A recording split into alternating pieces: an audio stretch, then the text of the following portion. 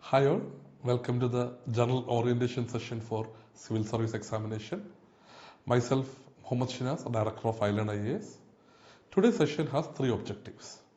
The first objective is to know your opponent. See, your fellow aspirants are not your opponent in this particular examination. It is actually the examination, the pattern of the examination that is your opponent.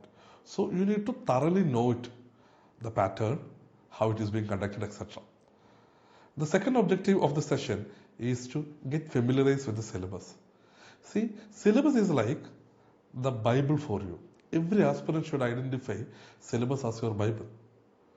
So, he or she should know inside and outside of the syllabus so that he will be able to tackle any question that is being raised based on the syllabus.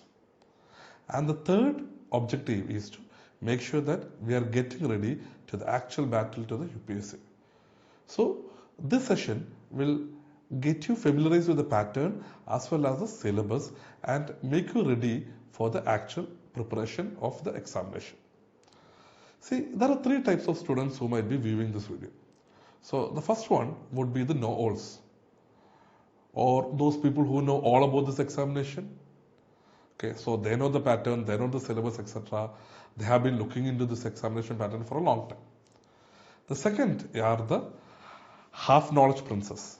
So you know something about the examination, but you don't know exactly what is the pattern of the examination, etc. But you know that there are different stages, there are interviews there, etc. And the thirds are the newbies. So they are interested in the examination, they are ready to serve the country, and they are ready to put hard work, but they don't exactly know what the format of the examination, etc.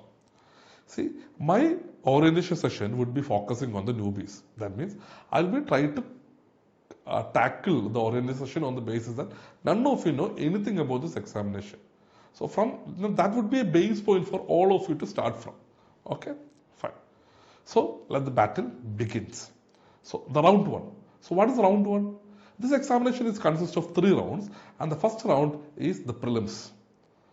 So what do you know about the prelims examination? Prelims examination consists of 2 papers. So we will first look into the pattern of the prelims examination. So the prelims examination consists of 2 papers, paper 1 and paper 2. Paper 1 consists of 100 multiple choice questions, and similarly paper 2 also consists of paper 2 consists of 80 multiple choice questions. For both the examination, you have 2 hours of the time, but the marking pattern of the examination will be slightly different. For the paper 1, you will be given 100 questions, 2 marks each, and 2/3 marks will be deducted for every negative. For the second paper, you have 80 questions and you have 2.5 marks for each question, which in together comes to 200 marks, and 2.5 and 2/3 of 2.5 by 3, 1/3, 2.5 by 3 marks will be deducted as negative. Okay, so first look at the first paper, that is paper 1 of the preliminary examination. See, remember, preliminary examination is a objective type examination consisting of 100 questions, each question carrying 2 marks, and negative marks are also there. Fine. The most important thing is to understand syllabus of the preliminary examination. So the first point is current events of national and international importance. See, current affairs is one of the most important aspects with respect to preliminary examination. There are 2 ways in which current affairs are important. First is, there can be some direct questions from current affairs. For example, some exotic species is actually found in some island in India. There might be a direct question from that particular news bit. And there can be questions from the static portion also based on the current affairs. For example, there has been a lot of discussion going on with respect to the role of the speaker. Then there can be questions with respect to the powers of the speaker from the polity section. That means even in static questions, current affairs can actually turn out to be an important point. Then what is there? The next is history of India and the international movement. We are supposed to know the ancient medieval history of India, and also to know the national movement of India, the freedom struggle, and the important leaders, their contributions, etc. Then we are supposed to know the geography of India as well as the geography of the world. There might be questions with respect to the physical geography of both India and the world. Then we have Indian polity and governance. So it consists of the constitution, political system, the Panchayat Raj, public policy, the rights issues, etc. You are supposed to know the basic provisions given in the constitution, our political system, our governance mechanisms, the various social justice programs that is being initiated by the government. There can be plenty of multiple choice questions from this area. Normally there are about 15 to 18 questions normally asked from Indian polity every year. This is a sure shot area that every aspirant has to correct. The next is the economic and social development. We are supposed to know the basics of the economics to understand about the different concepts like inflation, stagflation, etc. And to also to understand about the banking system, the role of RBI and other banks, and what is meant by repo rate, reverse repo rate, etc.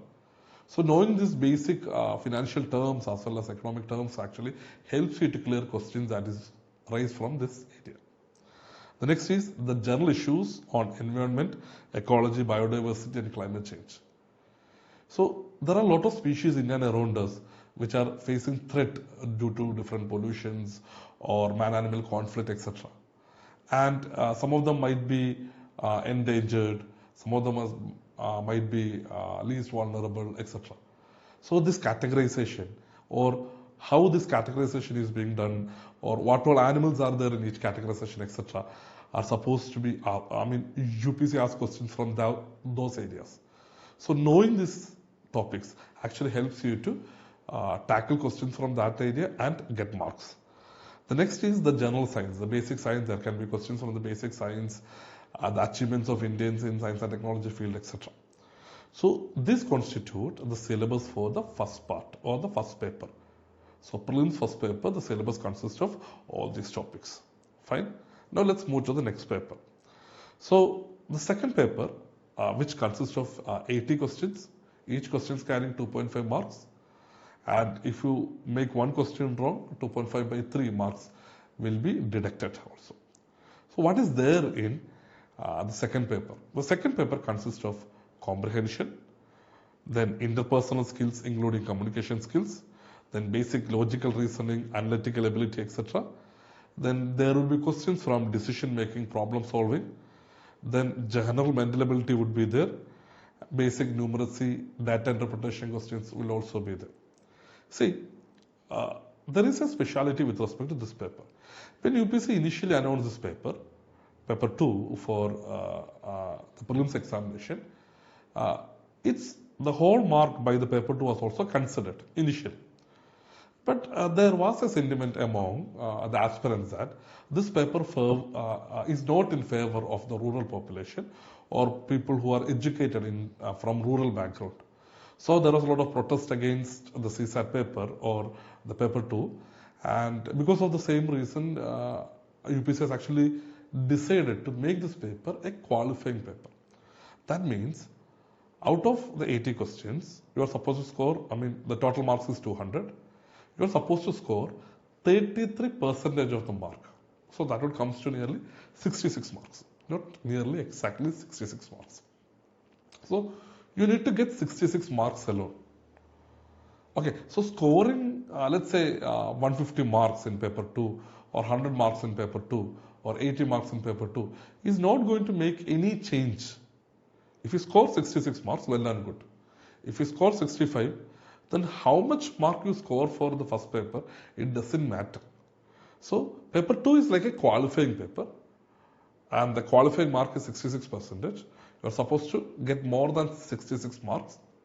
Then your paper 1 score will be looked into, and based on the score that you get on the paper 1, you will be verified whether you have cleared the prelims or mains. Okay, so how much questions should we attempt to clear prelims? Some people say that we should attempt only the questions that we know. Some says that we should increase the number of attempts. Some says that no, don't make negatives, etc. Okay, so in order to get a strategy to attempt prelims, one of the most important aspects is that you should take proper test series. A prelims test series actually helps you to get into practice what you have studied over a period. So then again the same question comes, how much we should attempt to clear prelims? In order to understand how much we should attempt to clear the prelims, we should know about the cutoffs. So what is the cutoffs over the years? So what you will observe over here is that in the year 2015, the cutoff for the general was 107 marks out of 200. OBC, the cutoff was slightly less than that. It was 106 marks. The 2016 paper was relatively an easier paper, and because of the same reason, when the paper becomes easier, the cutoff, what happens? When the paper becomes easier, the cutoff increases. So that year the cutoff was 116 for the general, and it was 110.66 for OBC. But after that we are seeing a declining trend. You will see that in 2017 the cutoff was 105 marks. Then in 2018 it was further reduced to 98. So over this period from 2016 to 2017 to 2018, one thing you will observe is that the UPSC Prelims examination is also becoming a bit tighter and tighter and tighter. That means it is slightly becoming more difficult also. And slightly becoming more difficult means the cutoff is slightly coming down. Okay. And also one important aspect that you should always remember is that, see, when UPSC makes the prelims examination more difficult, the best way to make sure that you are clearing the prelims is to attempt a proper classes. Attend all the classes. Don't miss out any of the videos. And take all the tests. And that practice of the test is what is actually going to make sure that you will actually clear this examination. Okay. So how can we clear UPSC prelims in the very first attempt itself? Nobody wants to take more than one attempt, right? At least we need to make sure that we are attempting and clearing prelims in the first attempt itself. So I would suggest that we should focus on three aspects. First one, so Bruce Lee is one of my favorite hero, and there is a very famous quote by Bruce Lee. He says that, I fear not the man who has practiced 10,000 kicks, but I fear the man who has practiced one kick 10,000 times. So let's say that you are practicing Kung Fu or Karate and you know various steps. What Bruce Lee says is that rather than knowing various steps, various kicks or various actions, you should actually focusing on one or two and you practice it again and become the master over there. So that is the first step or the first rule that I want to tell. Revision. You practice again what you have studied. Unless until you do proper revision and practice it again, then only you will be able to clear. Then the next is, see, many people will be able to do an ordinary effort. What makes that effort extraordinary is the effort you are putting into practicing it. So if the first rule was revision, the second rule is to practice more. Practice what? Practice more test series. So you are taking a question paper and you are trying to do. See, in the very first attempt, you will be able to properly answer, like out of the 4 options given, there may be about 20 questions that you exactly know. Well and fine, that is good. So we are supposed to actually answer the prelims paper in different goes. In the first go or in the first round, we will be addressing questions that we exactly know. Second one, we will try to shortlist into 2 options. Third one, we will try to eliminate 1 option and try to identify the correct from the rest of the 3 options given. So in the first round, there may be 15 to 20 questions that you exactly know the answer. So you will be able to directly point it. In the second round, this is where most of the students who has cleared is actually scoring more. So they will be actually able to eliminate two of the options and they're left with two options. So either A or D or B or C, like that. And out of that two options available, they are trying to identify one.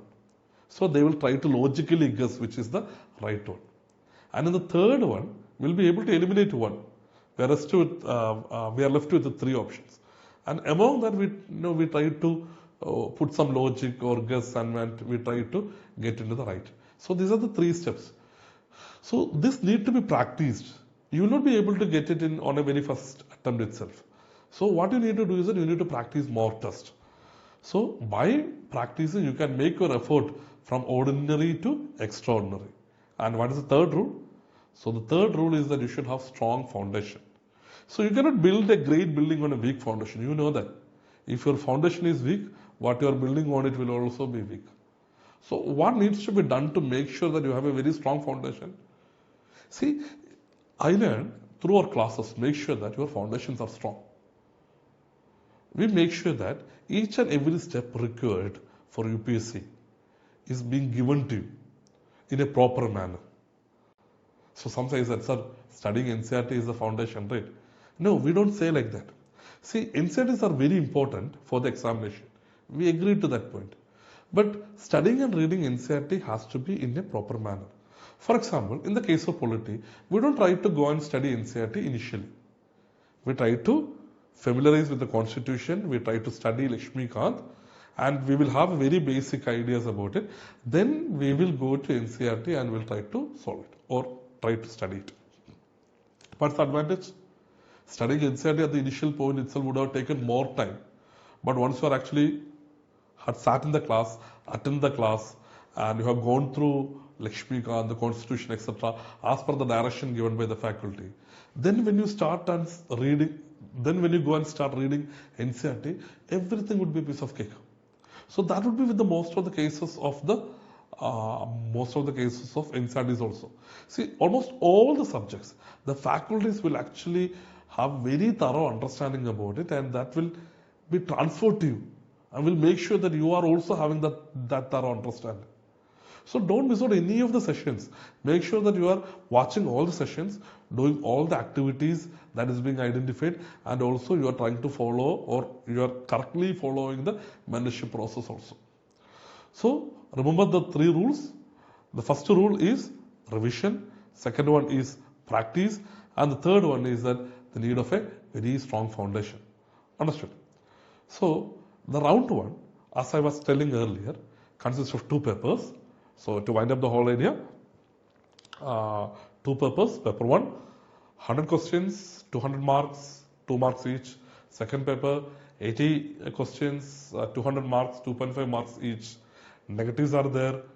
Okay, we are supposed to get maximum mark in the first paper, and also we are supposed to get 66% of the mark in the second paper. Okay, fine. So as we are seeing the cutoff, you will see that scoring somewhere in the range of 105 to 110 will actually make sure that you are clearing the prelims without any tension. So like if you are in the 90s or that early 100s, you will always be in doubt whether I will get clear or whether I will not. And that actually affects your preparation for the mains also. So you need to make sure that you are putting so much of effort into the prelims and to make sure that you are clearing it comfortably. Understood? Okay, fine. Now we'll move to the round 2. See, round 2 is the most important round in UPSC preparation. And this is the UPSC mains examination. Okay, see, there is no separate studying for prelims and the mains.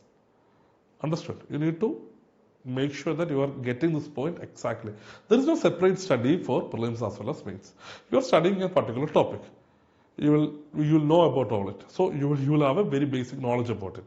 And using the knowledge that you have acquired on that particular topic, you will try to solve questions for the prelims, and also you will try to answer questions for the mains. Okay, so that is the most important aspect that you need to understand. Sir, I will study for the prelims now, I will study for the mains later. No, that is one of the most important mistakes or most frequent mistakes that aspirants make. Don't study separately for prelims and the mains. You study integratedly. And studying integratedly helps you to have better understanding of the topic. And that will improve your analytical skill also. And using that understanding, you will be able to apply that skills, apply that knowledge in your prelim solving skills, and you will be able to clear prelims and apply that knowledge with your analytical skills for writing answers for the mains. That will help you to get more marks in the mains. Okay, now let's talk about the mains examination. So I think you have a clarity about what the prelims consist of as of now. Now let's move to the mains examination. Okay, so round 2. The pattern of the examination would be, before moving to the pattern of the examination, what is mains examination all about? So I have told you that this is one of the most important aspects, right? Okay, so see, as someone who has actually enjoyed writing mains over the period, what I have observed is that mains examination consists of 3 aspects. First one, writing. Writing. So you are about, there are 5 general papers, 2 optional papers, 2 language papers. So in total you are writing 9 examinations. That too over a period of maybe 2 weeks. Hardly 2 weeks would be there. Right? You will be writing examination in the morning, in the afternoon. So there is going to be plenty of writing. Then there is a lot of pens. And third, your body is going to pain like, or your hand is going to pain like anything. Okay, so we normally jokes that the mains examination is all about your writing, your pen and your hand pain. Okay, see, I still remember one of my friend who is into service right now came with Volini for the mains examination, because after writing for some time, after continuously writing for some time, you even slightly start getting cramps and pains in your hand. Anyway, what I want to tell you is that not only your intellectual knowledge, intellectual effort is looked into, that physical strength is also being looked into over here.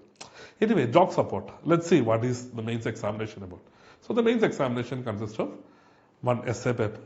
Then we have the second mains paper, that is the GS1, GS2, GS3, then GS4. Then we have optional papers 1 and optional papers 2. So I have talked about the 7 papers over here. In addition to these 7 papers, there are 2 more papers. Those are the language papers. So you are supposed to take, so I will talk about the language paper initially, because of the reason that they are not actually used for the cumulative score of the mains. You are only supposed to pass the examination.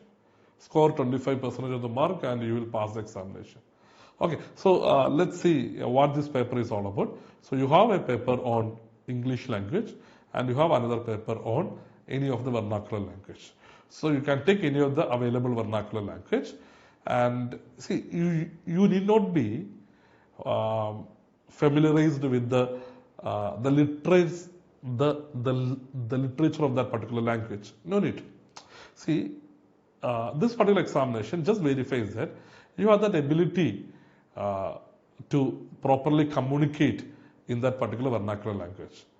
Okay, so the questions would be like comprehension questions, then there will be précis writing would be there, and there will be correct the sentence questions would be there, and write an essay would be there, small essays would be there. So these are the questions that is normally asked for language papers.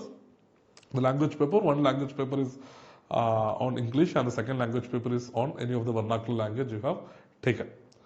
And the marks you score this paper is actually not counted for the total cumulative score of the mains. Okay, so you just need to pass that paper. So that is why I am not giving too much of emphasis to that particular paper. Now let's look each and every paper of the mains. So what does the mains paper 1? So the first paper for the mains is the essay paper. According to the notification for the essay, it says that candidate may be required to write essays on multiple topics. They will be expected to keep closely to the subject of the essay, to arrange their ideas in orderly fashion and to write concisely. Credit will be given for effective and exact expression. Okay, so if you read the notification, what is the takeaway from the notification? First point is that essays on multiple topics. So there can be more than one essay. Okay, so UPSC for the last 2-3 years are asking questions for essay on multiple topics. Earlier, UPSC used to ask only one question. You will be given 4 options. Out of the 4 options, you are supposed to select one and write essay. But later, UPSC understand that it is actually more effective to judge an aspirant if he is made to write 2 essays in the given time period. And now they are actually asked to write 2 essays. One question will be given, and you will be given 4 choices. Out of that, 1 you need to select. Similarly for the second question also. Okay, then what is the next point? They will be expected to keep closely to the subject of the essay. So you are given a topic. You are not supposed to write anything about that topic. No. You are supposed to keep close to that particular topic. Given the topic, you need to thread along with that topic and to arrange their ideas in orderly fashion. So mark goes for actually arranging the points in essay in a very orderly fashion and to write concisely. That means you are not supposed to write like anything. No, concisely. Very briefly what is actually required in a most effective manner. And credits will be given for effective and exact expression. As I told earlier, we need to make our essay more effective. It should actually reach the heart of the evaluator. And the evaluator should not get bored at any of the time that you are, he is reading your essay. Okay, so we will conclude about the essay. There can be 2 essays, 125 marks each. Each essay is supposed to be about 1000 to 1200 words. And see, here comes the most important part. See, it is a very high scoring paper. Essay topper would be scoring about 60 to 65% of the mark. So if he scores somewhere in the range of 160 to 165 marks, so he would be in that range. Okay. Then, the average mark among the successful candidate is in the range of 50 to 55% for the essay. So 125, more than 125 to 140 marks. So if you want to get good marks in essay, you are supposed to score more than 125 marks. Scoring anything less than 125 marks will make sure that you are not reaching that exact point. So now after the essay, we will continue with the GS papers. Okay. So the second paper of the mains is the first general studies paper. The paper is titled Indian Heritage and Culture, History and Geography of the World Society. So it consists of Indian heritage and culture, the different dance forms, the different paintings, the architecture, etc. of our country. Then it consists of the ancient Indian history. Then the medieval Indian history, the various kings, the Mughals, the Rajputs, etc. Then the modern Indian history, the freedom struggle, how India is being built over a period. Then it consists of the world history portions, the most important battles won, the most important revolutions that is around the world, then what are the important incidents that has happened across the world, etc. Then it consists of the geography of India, the physical geography of India, the human geography of India, the different climatic conditions of India, etc. Then it consists of the geography of the world, the whole world. It talks about how resources are actually spread across the world, etc. And what are the different phenomena like tsunamis, earthquakes, etc. How it is caused, what are its impacts, etc. Then it also talks about Indian society. Okay, so if you try to consolidate, GS paper 1 consists of history portion, geography portion and Indian society portion. History portion, there is art and culture is there. Then there is ancient, medieval as well as modern Indian history is there. Then after Indian history, we are supposed to study about the world history also. So that is done with history. Then geography, when it comes to geography, we have Indian geography, then we have world geography also. So we are also supposed to know about the various physical phenomena that are happening across the world. Then the third is Indian society. See, over a period, what we have observed among the students is that they give too much of emphasis to history, geography, and they tend to forget about Indian society. See, last 2 years, there are about 8 to 9 questions that is being asked on Indian society alone. Indian society alone. So people who has actually given emphasis to that Indian society portion were actually able to score good marks over there. So what I'm saying is that geography is important. Good, you are supposed to study all important provisions, features, etc. Map has to be brought into your answers, etc. Agree. Similarly, history has to be is important, and you are supposed to remember important provisions, its impact, how it has, how any world event has actually impacted India, how an Indian event has actually contributed to the world, etc. So you need to study, but you are not supposed to forget about Indian society part. So I'm saying that those portions are also important. At the same time, Indian society portions are also important. That is something that we are actually observing right now. So this is what the first paper, GS1 syllabus consists of. Understood? Now we'll move to the next paper. That is the third paper of the main. That is the General Studies 2. It is titled Governance, Constitution, Polity, Social Justice and International Relations. So it consists of Indian Constitution. So what is the Constitution? What is the speciality of Indian Constitution? What are the basic features that is being identified in Indian Constitution? What do you know about fundamental rights? What are the fundamental rights that is given? Is all fundamental rights available to all people? Or is there any special fundamental rights for the citizens alone? So, Constitution actually tries to talk about our rights, our duties, etc. And it also tries to define our political system also. Parliament consists of two houses, Rajya Sabha, Lok Sabha. What is the strength? How many people are there? How are they elected? Then similarly, what is the provision in the state? Is there two houses in every state? Then similarly, the local self-government also. That talks about the polity of the country. Then the social justice. You might have heard the recent migrant issues of the laborers, right? The laborers moving from Delhi to various parts of the northern India. And their conditions are very bad. So, to what extent the government has a role in protecting or ensuring social justice? So the social justice should only be to the normal people or the middle class or the lower income people. What are the measures taken by the government to ensure social justice to all the people? So how can we effectively utilize government money to address the problem faced by the migrants? So all those topics would be covered in social justice. Then governance. See, governance talks about the process of government. Okay. So, in Indian polity, we study about the structure. In the governance process, we try to understand the process. And also we try to understand what is the right process, good governance. And we also try to understand how information communication technology has impacted governance and brought in the concepts of e-governance. How can we use e-governance to improve the participation of the people? See, for example, have you heard about an app called C-Vigil app?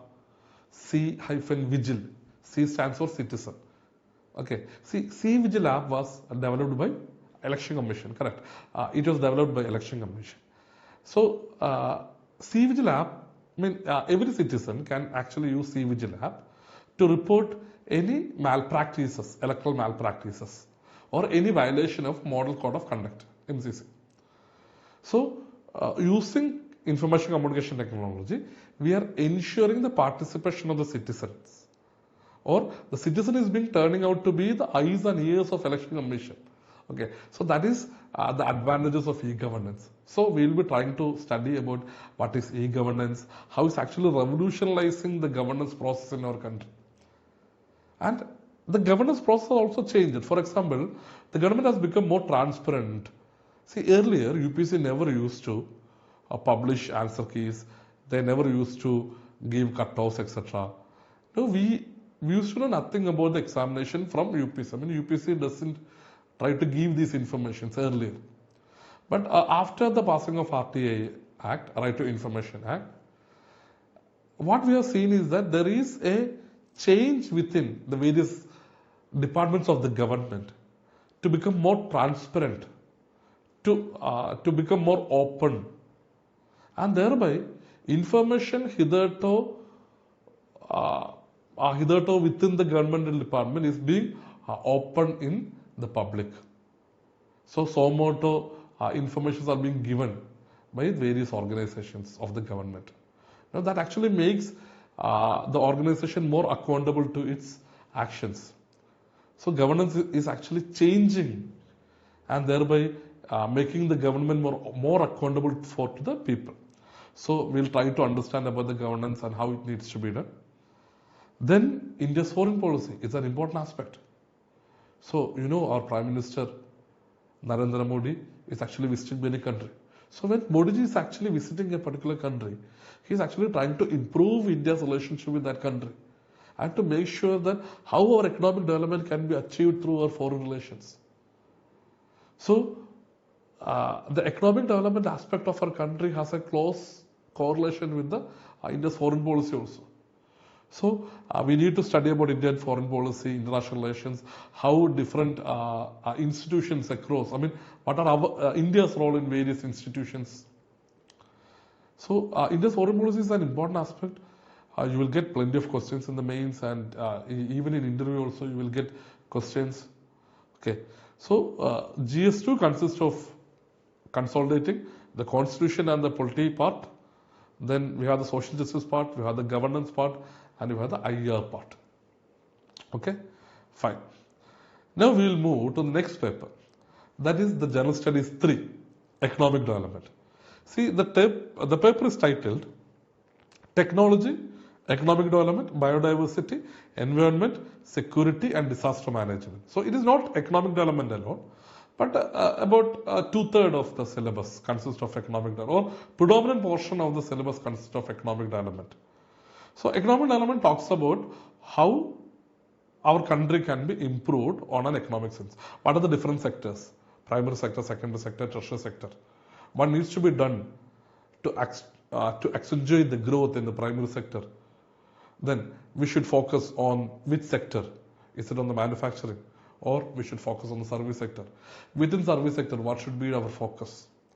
Here we will also be studying about the government budgeting policy and government financial policies, etc. for the growth trajectory of the country. Okay, and in this particular situation, you will be there can be plenty of questions like how COVID has actually impacted the economic development. What can be done to overcome the issues of COVID for the economic development of the country? For example, there can be a question particularly targeted at a particular sector. How COVID-19 has impacted the tourism sector.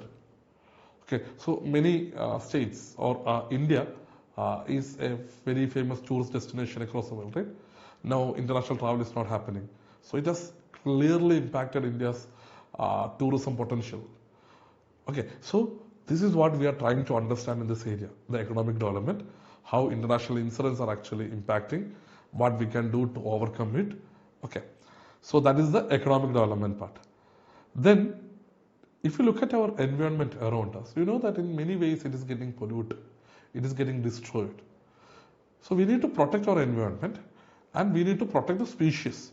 The biodiversity has to be enhanced. So the next topic that we'll be studying in this GS3 would be environment and biodiversity and the different methods to conserve them and the different methods to reduce the pollutions also. Then we are talking about, we are in an era of disaster, right? For example, last year, Kerala faced a tremendous flood. So this year, Odisha, Bengal, etc. are actually facing flood due to the cyclones. So all these are different forms of disasters. So we need to understand the disaster so that then only we will be able to properly manage that disaster. To manage the disaster in such a manner that its impact is minimal on the people. So that is what we will be trying to understand when we study about disaster and disaster management. Then the next topic would be India's internal security challenges. So it is a very vast country and we have large borders. We have marine borders as well as land border with many countries. There are many land boundary issues with respect to many countries. And also there are certain internal conflicts within our country. So how can we actually address those issues? What are the security challenges that is being faced? And is the security challenges only with respect to conflict zones or is there in any other field? For example, cyber security. What are the government measures to address cybersecurity challenges? How to address financial cybersecurity? And as India is actually moving slowly towards becoming a digital India, cybersecurity becomes all the more important, right? So we'll be studying about all those security challenges in GS3. So to consolidate on GS 1, 2, 3, we are seeing the syllabus in detail. Now let's consolidate the paper. See, the question paper consists of 20 questions. There will be 10 markers and 10 15 markers. So this is what what is being practiced right now. The 10 markers we are supposed to write in 150 words. The 15 markers we are supposed to write in 250 words. So before moving to the toppers marks and all, I just want to tell you one more thing. See, about 4 years back, when UPSC was conducting GS 1, 2, 3, they used to ask 20 questions, each questions of 12.5. Then UPSC changed that format. So UPSC has a tendency of changing the format to see how students are adapting to changes or coping with changes. Okay, so when a sudden change is actually being brought in, so you have been practicing writing 10 marker and 15 marker. All of a sudden, you are given only 10 markers. Okay, so you have adjusted your time in such a manner. Now that is being changed. So UPSC would be interested to know, are you up to that level? See, we always say that the U in UPSC doesn't stand for union, but rather it stands for unpredictability. Okay, so every time they actually try to change something to the pattern of the examination to see whether the students are coping up with it. See, that's something I want you to also to understand. See, we will make sure that you are ready to dance to any tune. It doesn't mean that you have studied in this format only. No. Our classes will make sure that you are ready for any format of dance. Whether UPSC change it to a difficult one, you will also be ready to dance in accordance to that tune. So that is what we are giving you the word. You will make sure, we'll make sure that you are up to the mark what UPSC is putting forward when you are writing your examination. So how much marks do you get? See, out of 250, the toppers get in the range of 50 to 55%. Okay, so somewhere more than 125, the top marks would be. And you see that the successful candidate scores more than 40%. Okay, so 40% would be 100. So in GS1, you need to score more than 100. No doubt regarding that. 2 more than 100. 3 more than 100. Okay. See, what I'm trying to emphasize is that scoring in the range of that 120, that 50% mark is something that we should actually ideally aim for. But scoring anything less than 100 marks is not at all acceptable. So scoring not just century, but going on even after scoring that century is what is most important. Okay, see, I talked about GS1, 2 and 3. I didn't talk about what GS4, right? The ethics paper. See, I didn't talk about GS4 primarily because of its format is a bit different. So that is why we'll specifically target what is GS4. So the GS4 paper is known as the ethics, integrity and aptitude. Let's say what is the general direction given to that paper. This paper will include questions to test the candidate's attitude and approach to issues relating to integrity, probity in public life. So they are going to test your integrity and probity. And his problem-solving approach to various issues and conflicts faced by him in dealing with society. Questions may utilize the case study approach. So, important aspect. First point, attitude and approach to issues relating to integrity and probity of life. So, they are trying to evaluate your attitude and how you are going to approach some issues with respect to integrity, with respect to probity in public life. Then, whether you have that problem-solving skill, then they are going to utilize the case study method. So, if you look at the syllabus, you will see the syllabus consists of ethics and human interface, followed by the human values, its importance, how human values are developed, how family influence, etc.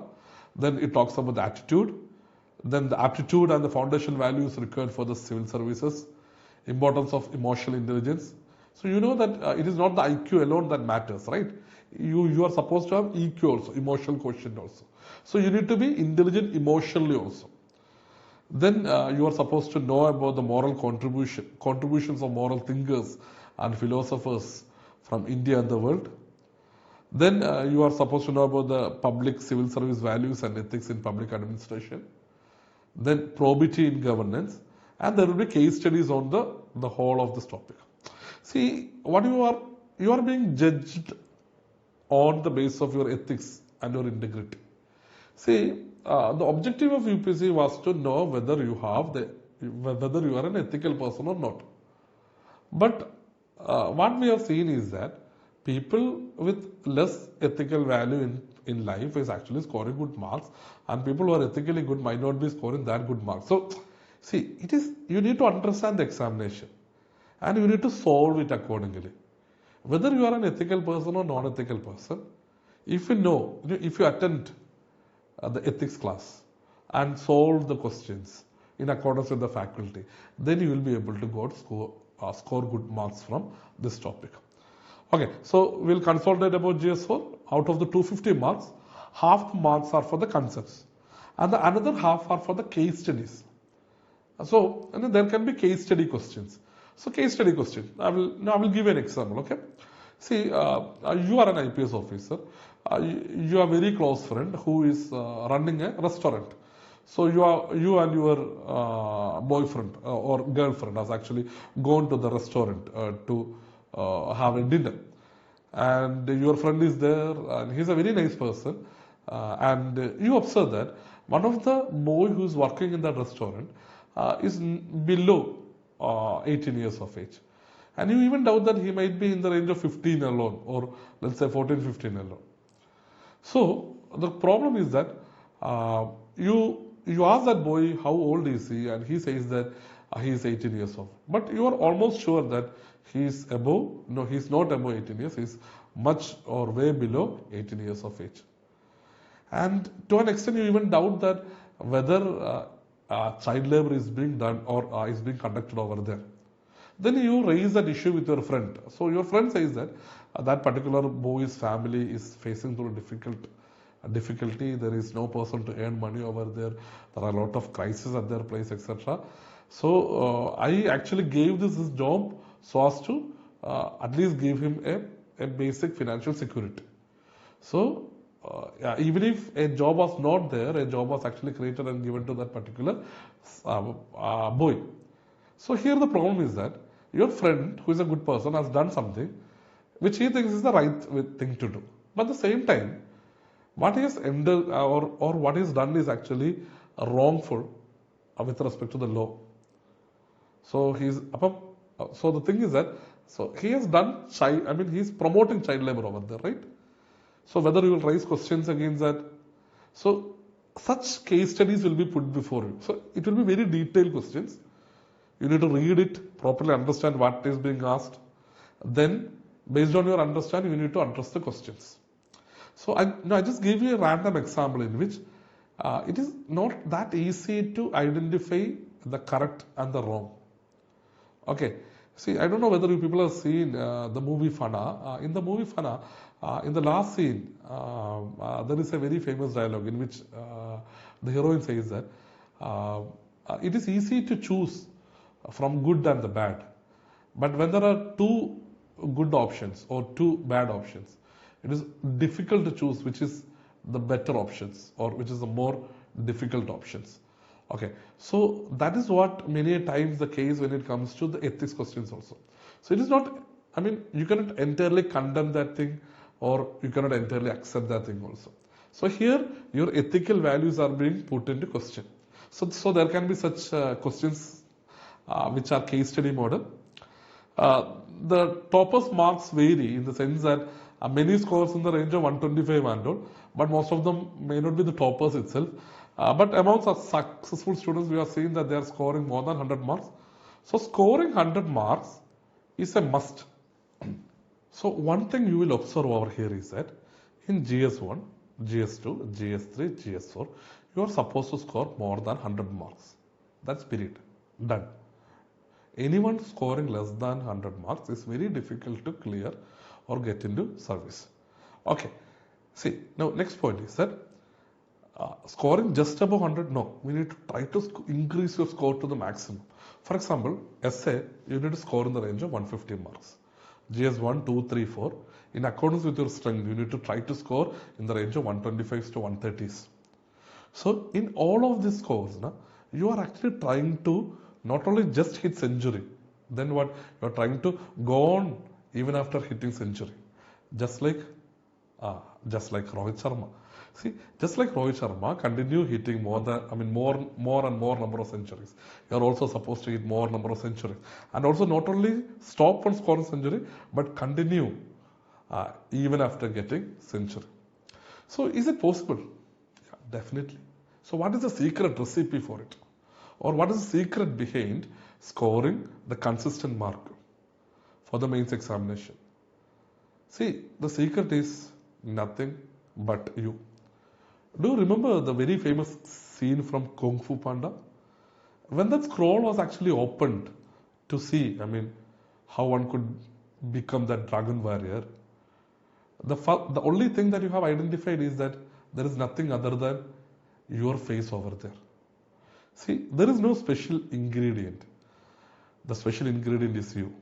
How much effort you put will actually make sure that whether you will be able to score those centuries or not. Now we'll move to the third round, that is the personality test. Normally everybody calls this round as interview, civil services interview. No, that is wrong. It is a personality test. I will tell you what is the importance of that name also. So this round consists of 275 marks and you can score up to 210 marks. The toppers have scored more than 210 to 215 marks. We'll come to the marks.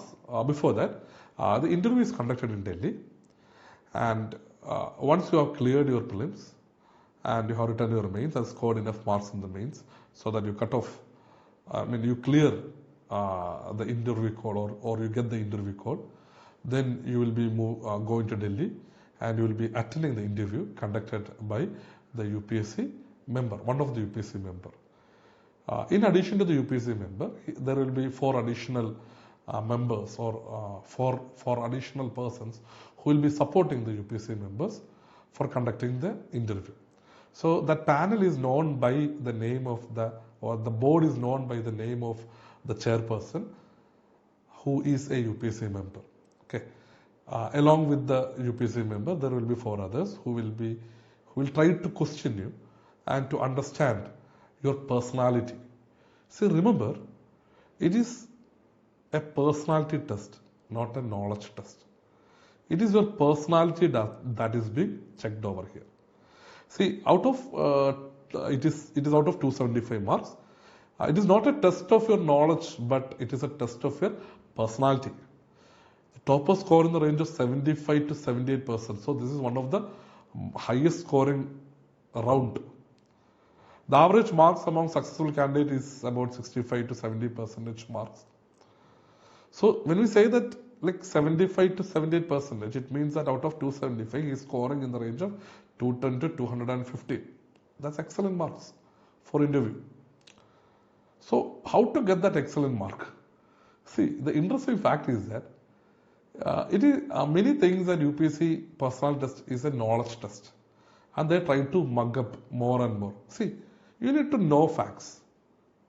Over and above the facts, you should have a good analytical mind, and you need to try to develop opinion of your own. Developing opinion of your own is an important aspect with respect to UPSC personality test. Many times they are interested to hear your opinion rather than you quoting someone else's opinion. Okay, then in an interview, you are supposed to have a basic knowledge about things around you. An aspirant is supposed to have an intelligible curiosity among things around him. So he is supposed to know about his profile, his district, his state. There can be questions from those domains. So if he has worked in a particular company, there can be questions from that particular sector. There can be questions about that particular company, etc. If you have studied engineering or if you have studied technology, there can be questions from that domain also. So the questions can be from any domain, any area. It doesn't mean that they should be asking from your profile itself. No, they can ask from anything. The point is that, see, it is not the knowledge that is going to determine whether you get in or not. So you should have knowledge. Over and above knowledge, it is your personality, the way in which you convey yourself over there. Are you too arrogant over there? Or are you ready to properly discuss things? See, you are not actually trying to assert your view over those 5 people. No. So there can be disagreement, but it needs to be amicably done.